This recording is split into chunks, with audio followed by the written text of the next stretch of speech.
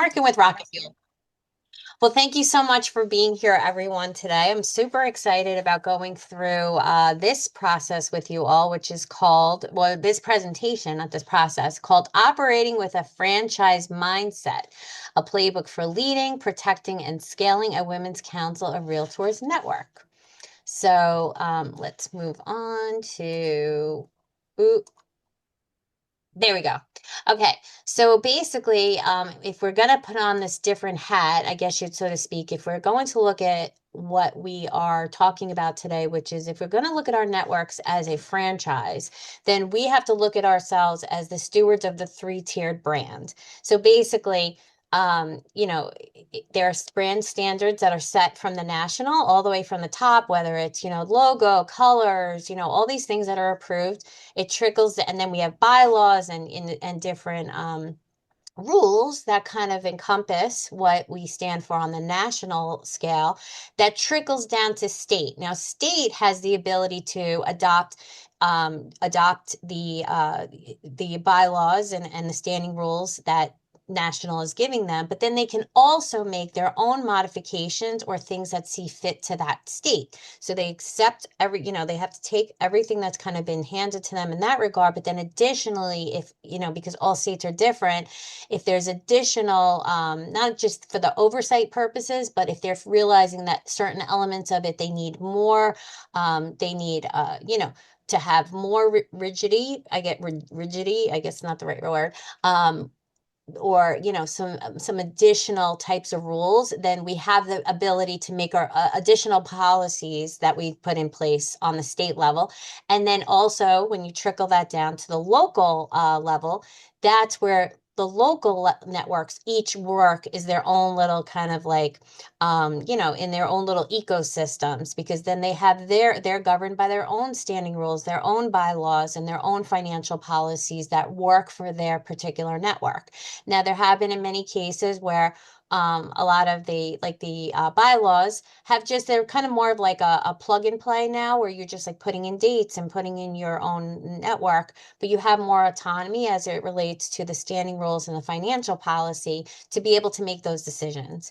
But ultimately, at the end of the day, and you see kind of how this cone works, is that a strong network elevates everyone, and the inconsistent network creates confusion for all. And I'm sure many of you can understand that statement in a way that you understand that when there's confusion and people feel like, wait, I'm just in it for the year. I don't really have longevity. I don't really know. I'm just filling in for this position, or I'm filling in the gap because they needed me for this year.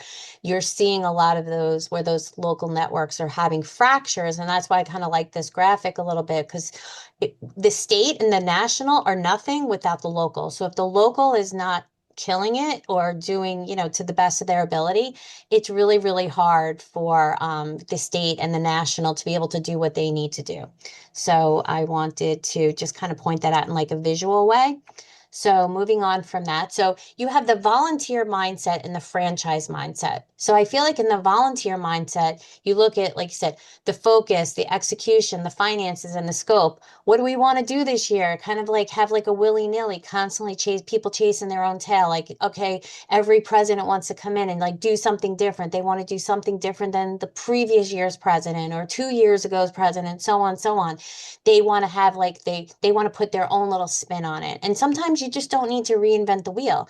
There are things that you do have, total say over, like what types of events, or, just what maybe the themes of events or what you want to do. But at the end of the day, the networks that are having more of that volunteer mindset are finding they're tripping themselves up in certain capacities. And we'll see this play out in further in down the road with in our presentation, because you'll see how this is going to play into succession planning and people coming back every year and people feeling like, oh, I don't want to do this. I only did it for a few months because my friend who's the president asked me to, but now I don't, I'm out. I don't want to come back, type of thing. And we really don't want that, because if we have more of a franchise mindset, you have the ability in a way to play into a bigger picture of what continuity the networks can continue to keep building on.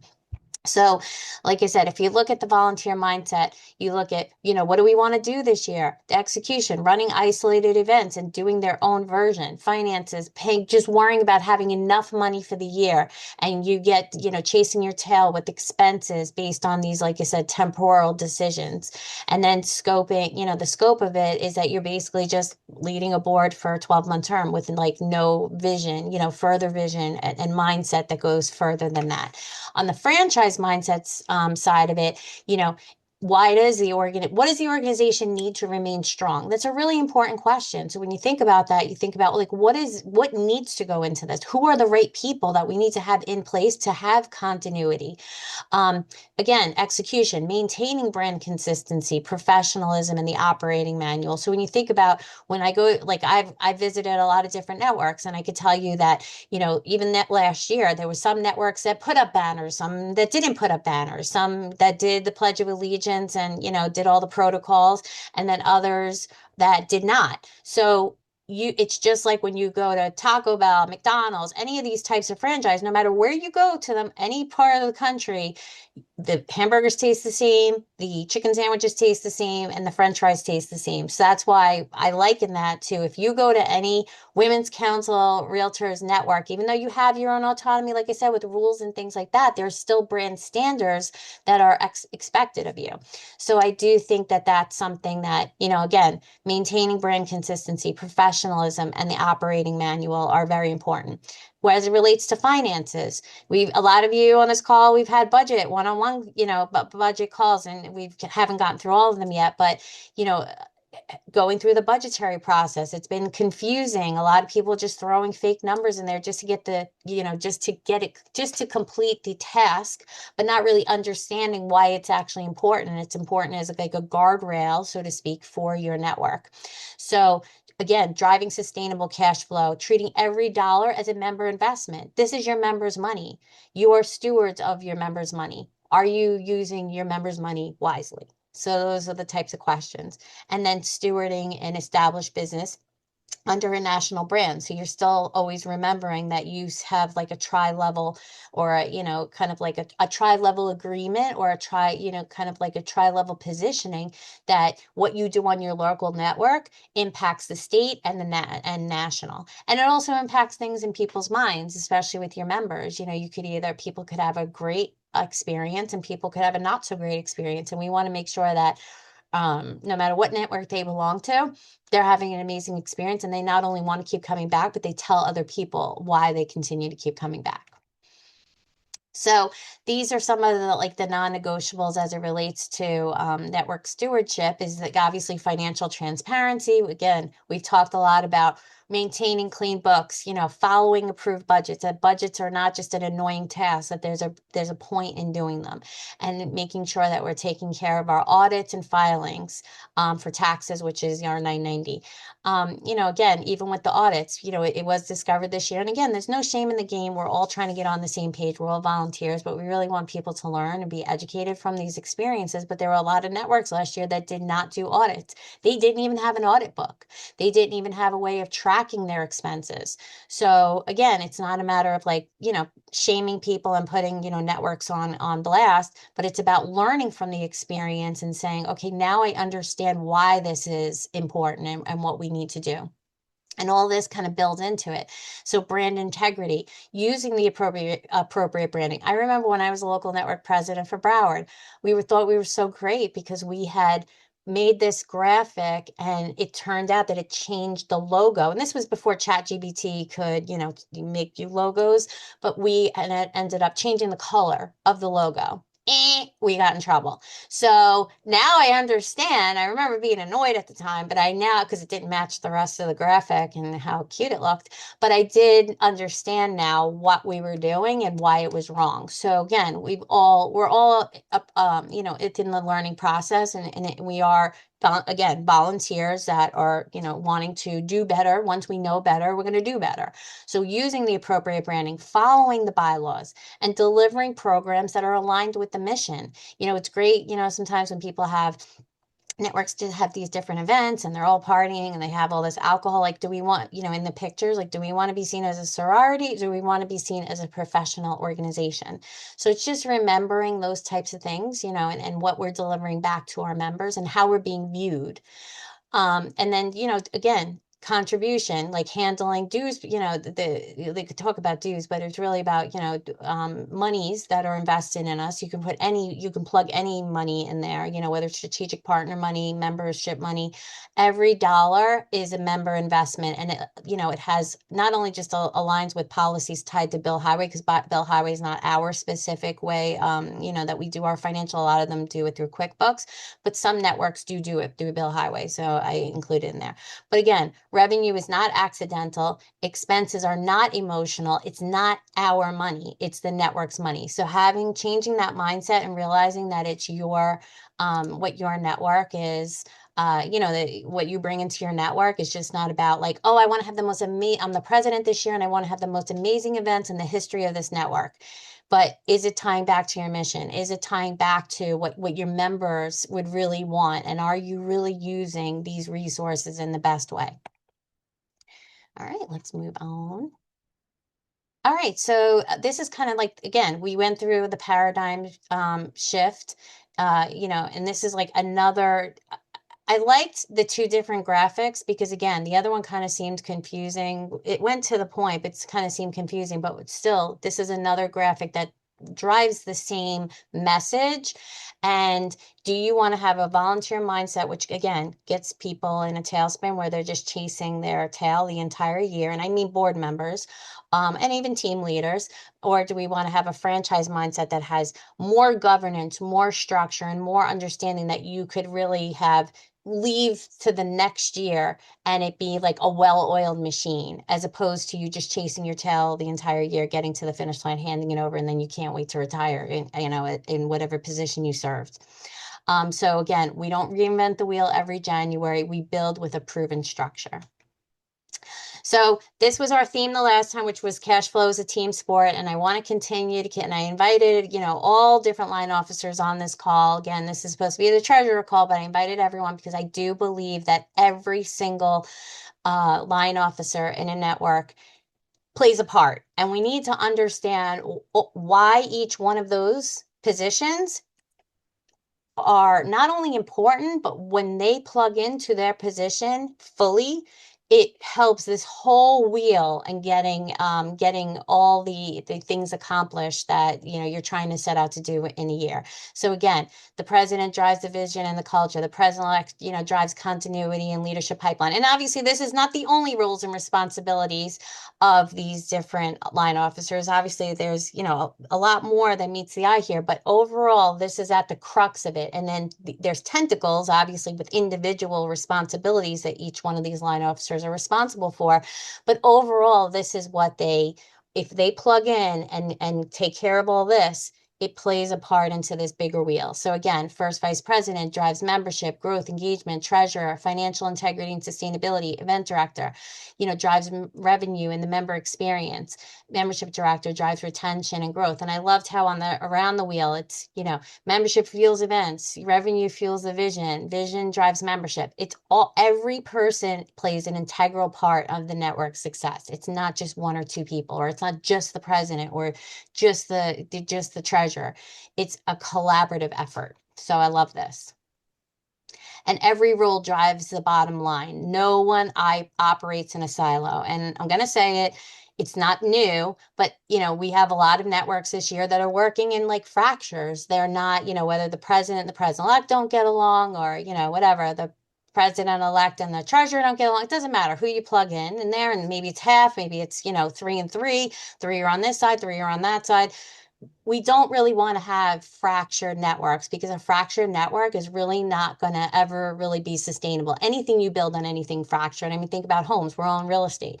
If you built a home on something on fractured foundation, is it really going to be able to stand? So is a network really going to be able to stand, not only this year, but with stand the test of time if it's built on a foundational fracture? So I love this. But again, so accountability is structural and not personal. Like these are we each one of you as line officers said yes to these roles, and then there are times where people, and again we'll get into this in another part of the presentation, but getting into having said that, it's not just about one or two people that again not having that siloed mentality. It all plays a part. So if there's audits and like again, because this is a treasurer viewpoint, so if there's audits, and then establish what needs, if there are things that are mistakes, or if money was not spent, or you had an event and it was a major loss, then look at the next step and say, okay, what do we need to fix for the next time? Do we need to bring in more strategic sponsors, strategic partners? Do we need to raise the price on the ticket sales? What do we need to do? So kind of like identifying the issue and fix it so you can hopefully cure it. And then moving up to, again, having that reporting, the oversight, making sure that the events director is giving over a budget, in advance of an event, to make sure ahead of time that, you guys are, that a certain event may be in peril, because what do the other line officers need to do to help make it happen? So let's say you're behind the eight ball, and you realize, like, we need more ticket sales, we need more this. It's all hands on deck. So figuring out what that needs to, kind of like where that lands you and what you need to do. So that's kind of like part of this correction process. And then realize, what needs to inevitably be something that you need to step in and kind of take over, and realize that the reputation's on the line here. Or if we've continued to have, and I think I brought this up the last call, like if you've historically had an event, like let's say a golf tournament, and it's been going on for 10 years, and in the last 3 years it's been an epic flop that has lost money, and it's technically a fundraiser, is that really something you should continue with? So it's looking at those types of measures to realize, like, is this hurting us or is it helping us? So it's not just about, like you said, reacting in one capacity. It's about not reacting in a personal way, like, I love golf tournaments, how could you take that away? Or this past president loved that, how can you do that? It's just about looking to protect not only the members, the mission, and the entire network, by saying, based on based on black and white numbers, this isn't going to work for us this year. Let's consider this, that type of thing. So accountability is not about control, it's about continuity. So this is another point too, that a lot of networks are having as it relates to board members. There are some board members that do drift off, and and there's different reasons. Sometimes, and a lot of the times you don't even know why, because there's not maybe the right communication that's been happening. So if your board is not fully showing up, there is a disconnect, literally, why they said yes and what the expectations of the role are. So it's kind of looking and having those conversations, and some of the conversations are not, some of them are painful. Some of them are not really great. Sometimes people don't want to share. And we're not talking about diving into people's personal business, but sometimes there is conflict on the board, and we want to kind of make sure that there's that open communication where every line officer feels like they can speak up, even if maybe you don't get along with that person, because in leadership, we don't get to pick who we lead with, but we have to learn how to work with them. So again, finding out what the expectation, re-evaluating what the expectations are of that position, realizing what their capacity is right now. If maybe there's something pressing going on in their life and they're having this open communication, then perhaps reassigning some of those tasks for in a temporary space because somebody, just can't do it for right now. And then realize that, but it's finding out their why and realigning them with their why, so you can figure out what you can do to kind of get around it, and then help them realize that they're needed, they're necessary, and it is purposeful. So we don't want people to feel like their contribution doesn't matter. Because again, we have different things going on. We either have, some presidents have like more of a control attitude, like they want to control everything. And then you have the line officers that feel like I have no purpose here. Like president or president-elect just chooses everything. Or the other side of it is that the president does get stuck doing everything because other line officers aren't, coming to the table and doing what they're supposed to be doing. And we go from one board meeting to the next board meeting and absolutely no work has been done from one meeting to the next. So it's holding ourselves accountable, but at the same time, having those open lines of communication. So again, this is what the symptom is. It's no stranger to missing deadlines. You feel like people are avoiding you. There's dead silence, you feeling helpless as a leader, which is the worst place to be. And then kind of going through, like we talked about before, trying to figure out what the root cause is. And there's all different things that could be happening. But again, you're only going to find out one way, and it's through communication. Even if, again, and I'm going to say this, even if they're not your cup of tea, there's still going to have to be a way. You're in a position, even as a president, even as a treasurer, whoever we have on here, in these different capacities of having having the communication with our individual board members so we can kind of make sure that we're all in the know and how we're getting the work done. And then again, the leadership response, reminding them of, why they said yes to this role. Do they feel stuck? What does success actually look like to you? Because everyone's definition of success is different, but we also want to, kind of tactfully and tastefully really help them recognize. And some people don't see it. I think that is, you don't want to get too far in the weeds with this, but then sometimes when people feel like they're not being utilized, they kind of just go off into their own thing, and then they just, onto the side, and they just feel like they're being sidelined, and then they don't always want to address it, or maybe it gets addressed negatively, or they are quiet altogether. But at the same time, looking at it and saying, okay, well, how do we get you back into the fold? We really want to make sure that you are successful. We want to make sure the network is successful. So it's having those tough conversations. So again, going through, going to drive this conversation in a few graphics, because I do think that it is very important, and based on the stuff that we do here at State, this is, and I'm recording this, so, I'm hopeful that other people will watch it too. But how do we reconnect with our leaders? We don't want to just say, well, they were the worst events director we ever had, and, next year we'll have a better one, and just write them off entirely. We really, part of leadership and growing, if we're a leadership development organization, we really want to tap into our own leadership skills and grow our own leadership skills. So these are some of the ways that you can, kind of figure that out. So it's through purpose, through clarity, through ownership. But in the middle, it's about figuring out what their motivation is. And not everybody has the same motivation for joining Women's Council.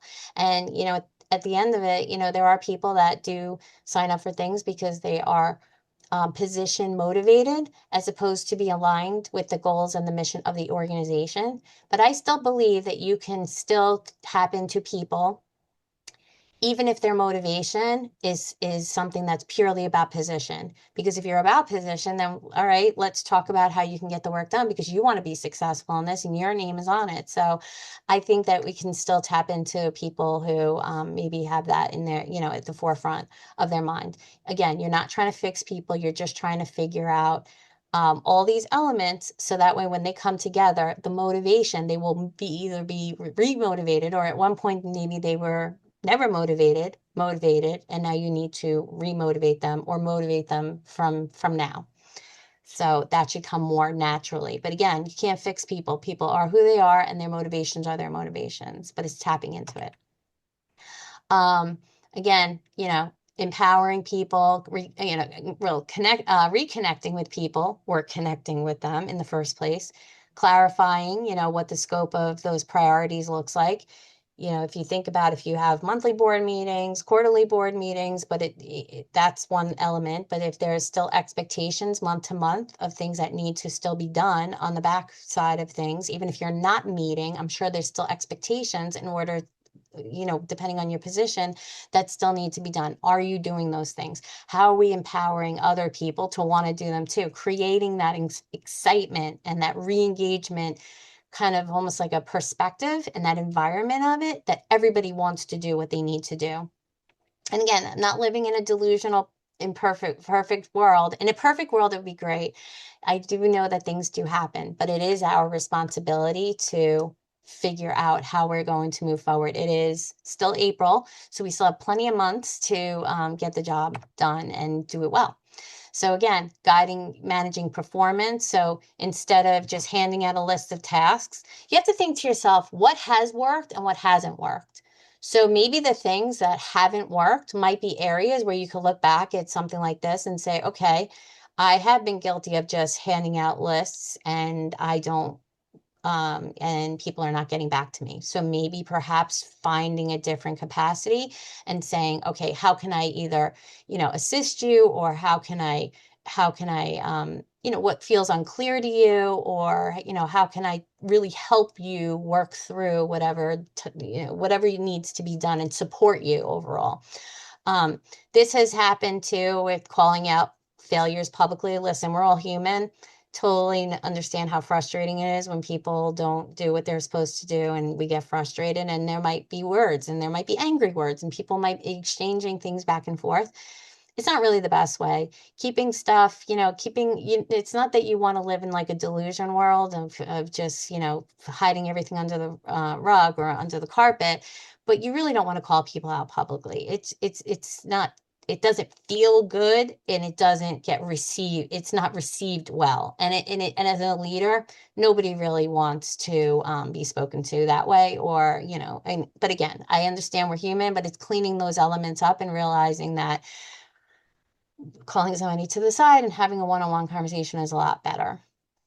Um, Another one, forcing them to stay. There's been, obviously a few networks out there that have had leaders step down in the last year, in 2026 or even 2025 or beyond, depending on how long you've been with Women's Council. It happens.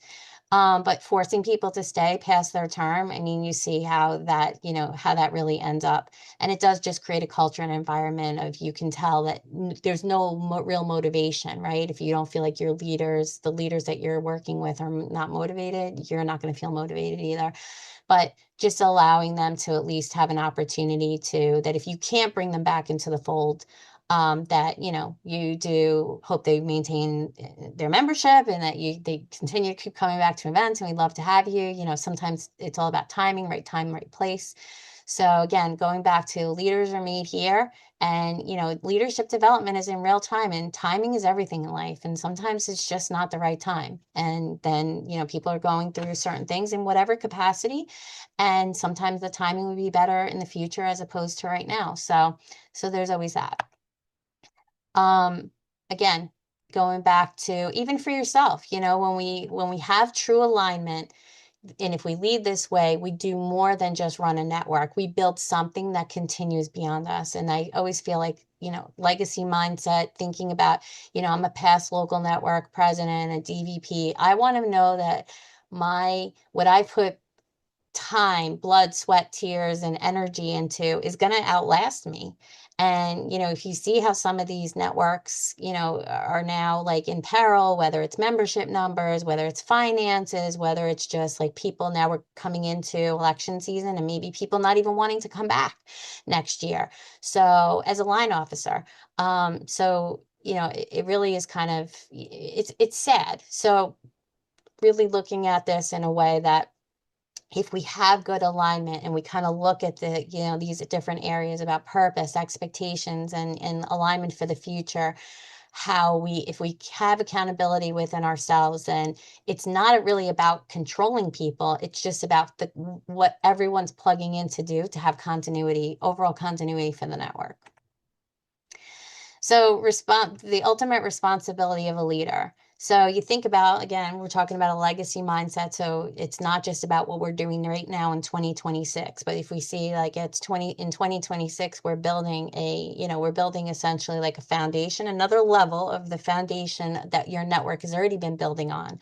And I used to be a Girl Scout leader, and I always used to teach my girls about, we always leave places better than we found them.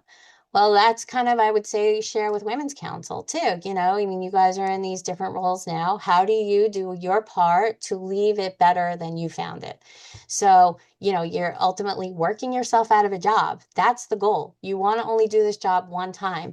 So you want to be able to do it one time and be able to, and I know there's a couple on here that have to do it for more than a year, but that's for special circumstances. But in a, like I said, in a perfect world, the goal is to really be doing what you need to do, creating momentum on your line that other people want to plug in and do that job, and have people go from one position to the next. And that's the ultimate succession plan.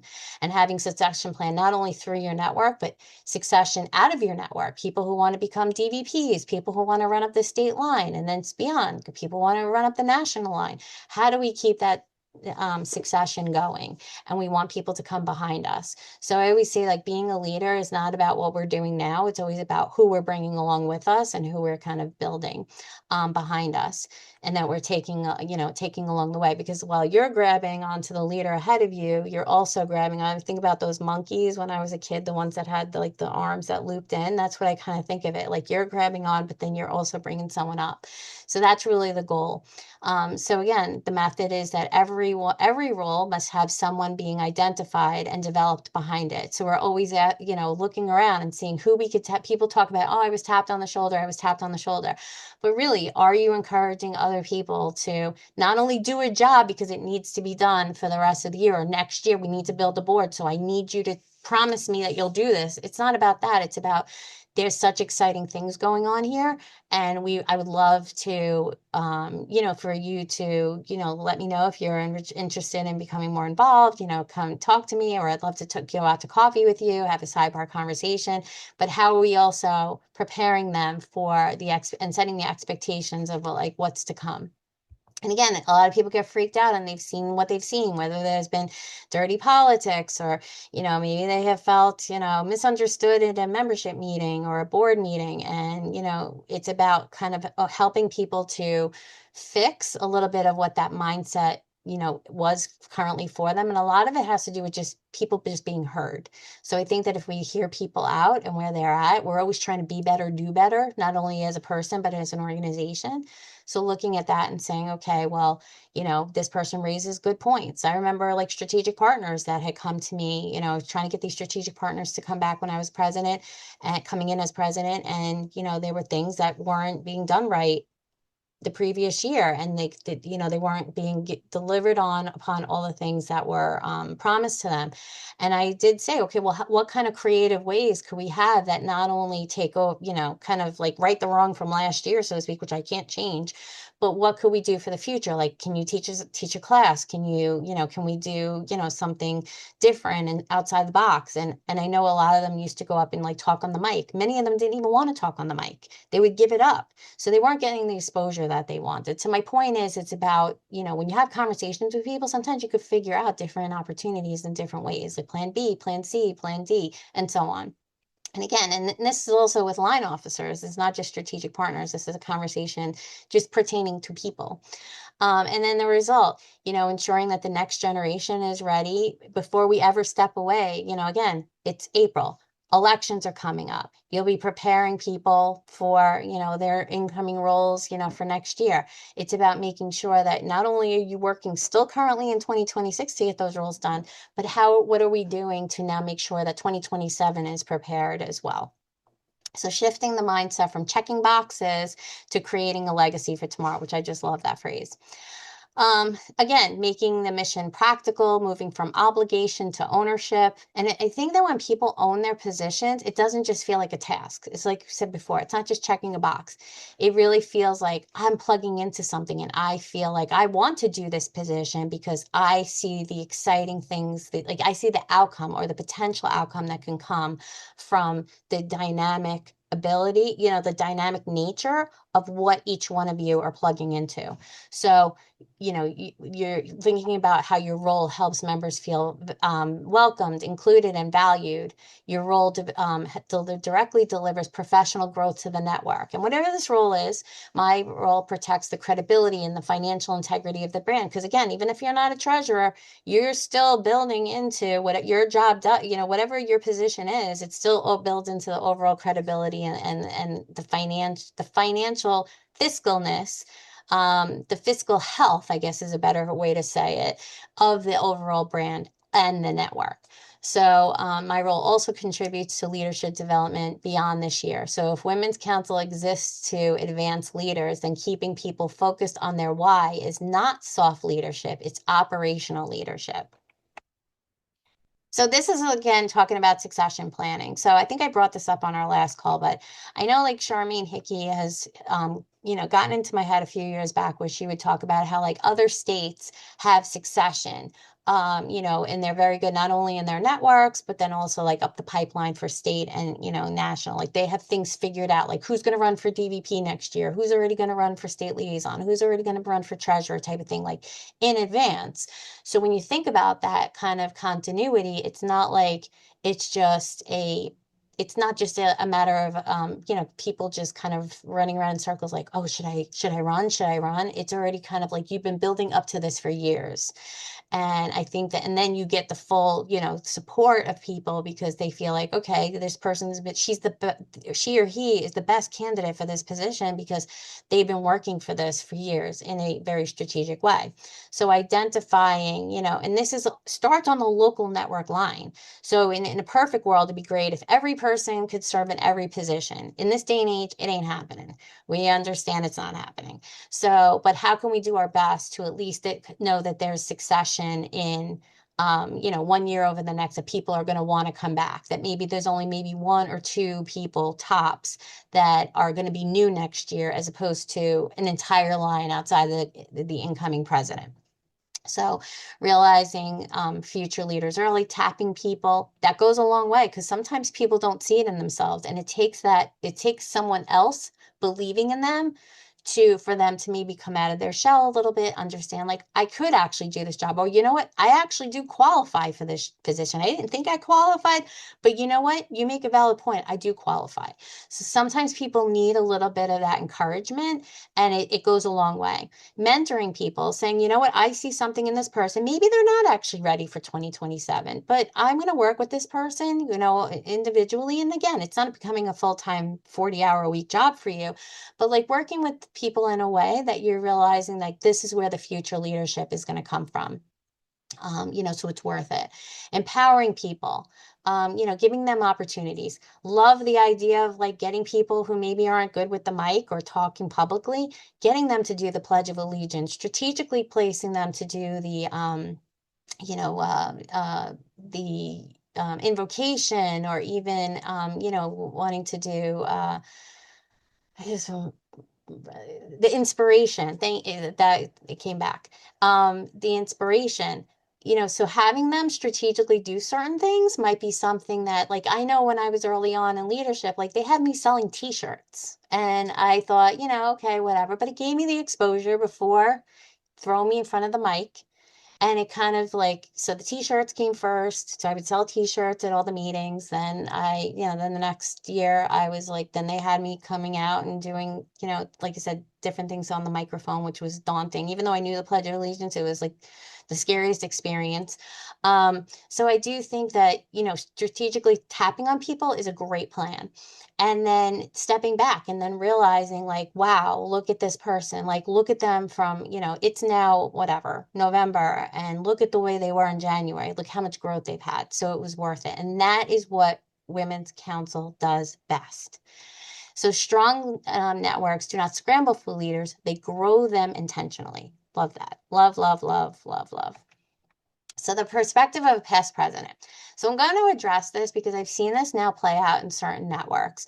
So past presidents are amazing, right? They've had all this investment. I brought this up before. I'm a past president. So it is personal. It is like if I see things that are going on in Broward, it's personal to me because I put so much time and I invested so much in seeing Broward succeed. Why would I want Broward to fail? And that's one example. So I'm just using that as an example because many of you are not past presidents. I don't think any of you are past presidents yet. Well, maybe Missy, but I'm saying, so you're not really past presidents for your local network, but you're going to see this and you're going to feel this as you kind of like move through the pipeline. But you want to see it thrive. And so our responsibility does not end when our term finishes. We are obligated in a way to support the current board and intentionally cultivate the leaders coming next. So we do more than run just a network. We build something that continues beyond this. Again, talking about the legacy conversation. So I liked how this was phrased with the steward's return, because you were a steward before, now you're a steward, coming back. So you don't lean on the past presidents to stay stuck in the way things were done. So it's not about that, because things change. We live in a ever-changing world that grows all the time and changes all the time. So we don't want to stay stuck in like, oh, well, this is how we did it 5 years ago. This is how we did it 10 years ago, 15, so on, so on. It's more about how is that past president helping you as an individual line officer be the best that you can be, get, even having the tough conversations, like we all are growing, right? So if there's people that, if you can find past presidents as an advisor who can advise you in a way that helps you be, or any one of your line officers be better, that I feel like is the truest role of the past president. So wisdom should be reinvested, not retired. So, and again, we just voted, well, national voted on it, and then it came down to Florida, and Florida voted on it about past presidents having the right to vote, like state presidents. So that's exciting. You know what I'm saying? So like if you see this kind of like comeback, but they might be coming back into the fold. Well, if they're so far removed from 10 or 20 years ago, Women's Council has evolved and changed drastically. So you don't want to get too caught up in taking all the advice that they're saying based on their perspective of yesteryear. It's more about, again, that one-on-one, like how can you help me be a better leader, a stronger leader, a more confident leader? And I think that's the perspective of the truest perspective of a past president, because they do hold the institutional knowledge, and they can understand sometimes why, like in like certain in a standing rules or a financial policy, they can maybe understand why that policy was made. But now maybe and it gets readdressed to say, well, now the network's changed, so we need to figure out how we're changing that. So it's about under the institutional knowledge, because you have to know where you came from in order to know where you're going. So I do believe that that does play a part in it.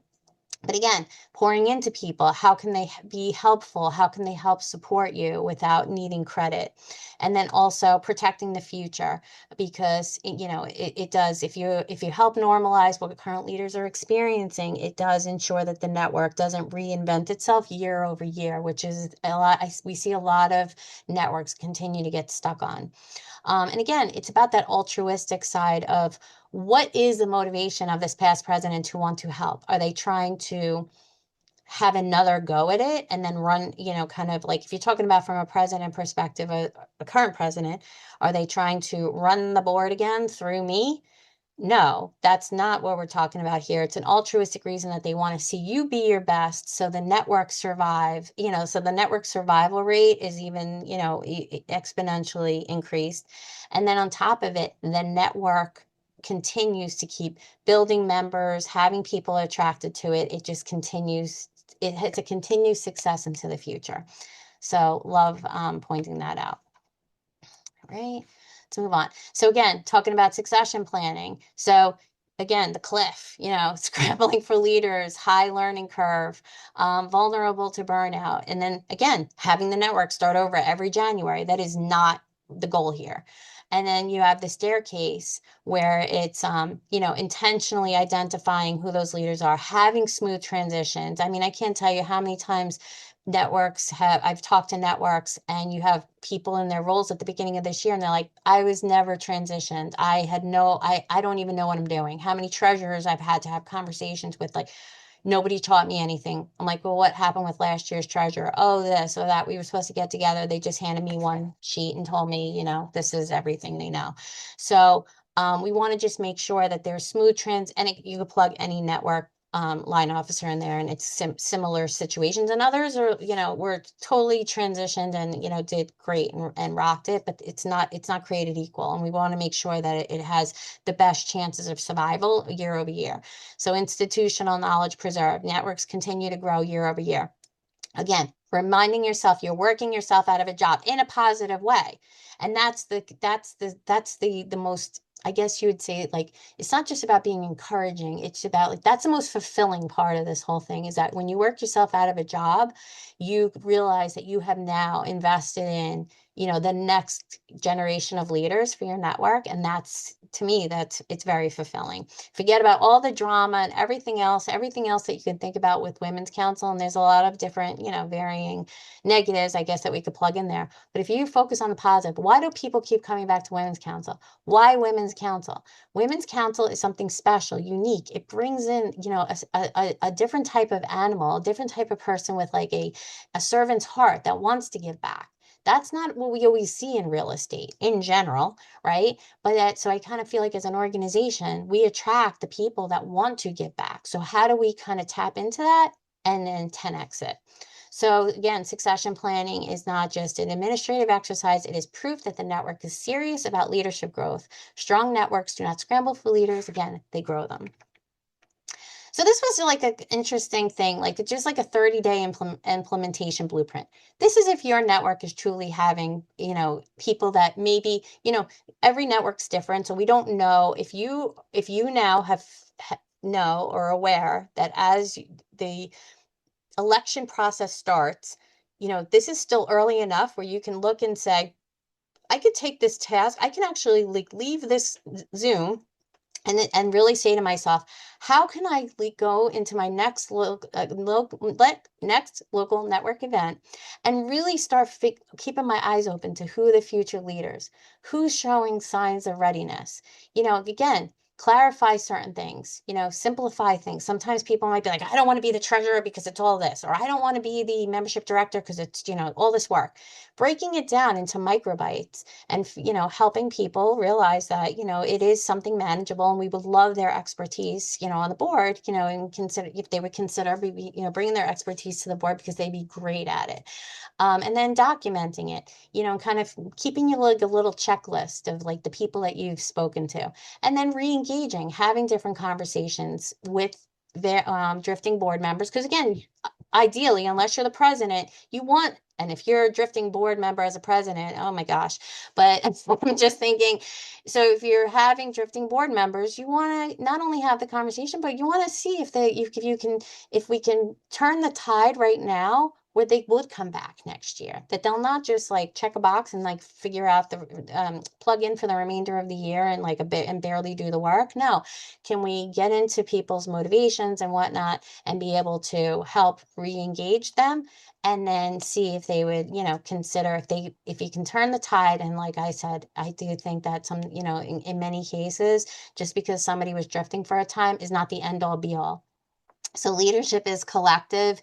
Begin aligning with your ecosystem this week.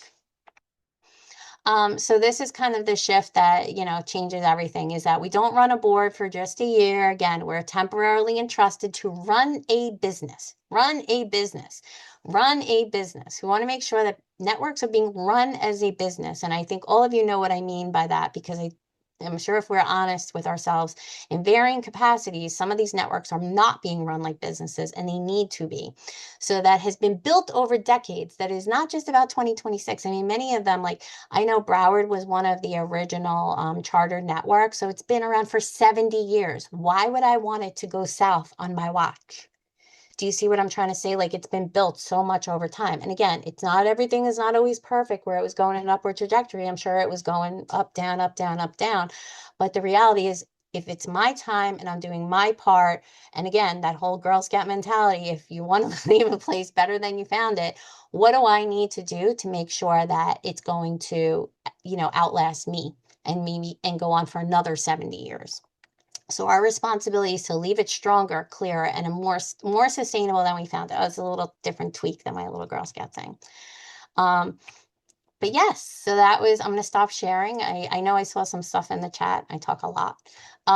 We didn't really stop for too many questions. Are there any questions or anything on here that I can answer or address? If it's a no, that's okay too. It's wonderful to see you all. I want to thank you all so much. And this will be available. I'll send out I will send out the presentation, and this recording will be available on our YouTube. Thank you, Lorianne. It was great. Lori. Awesome. Awesome. All right.